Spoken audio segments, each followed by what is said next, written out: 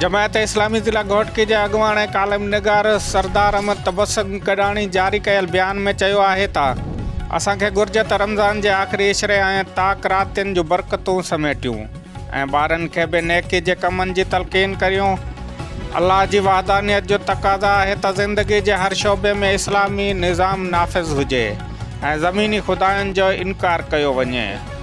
हुन अमरीकी पॉलिसियुनि ऐं हुक्मराननि जे ख़ामोशी ते तनक़ीद कंदे चयो त यहूदी ऐं ईसाई सिहोनी इसराइल जी बालादस्ती लाइ कोशिशूं करे रहिया आहिनि। उम्मत मुस्लिमा ख़ासि करे पाकिस्तानी अवाम खे फ़िरक़ावारियत खां मथां थी ज़ालिम जे मुखालफ़त ऐं मज़लूमनि ख़ासि करे गज़ा ऐं ईरान वांगुरु जुरत ॾेखारींदड़ जे हिमायत करणु घुरिजे। जमायत इस्लामी पाकिस्तान में मुस्बत तब्दीली ऐं इस्लामी निज़ाम जे निफ़ाज़ लाइ जदोजहद करे रही आहे। नाज़रीन, जमायत इस्लामी ज़िला घोटकी जे अॻुवाण ऐं कालम नगार सरदार अहमद तबस्सुम गडाणी पंहिंजे जारी कयल बयान में चयो आहे त असांखे घुर्जे त रमज़ान जे आख़िरी इशरे ऐं ताक रातियुनि जूं बरकतूं समेटूं।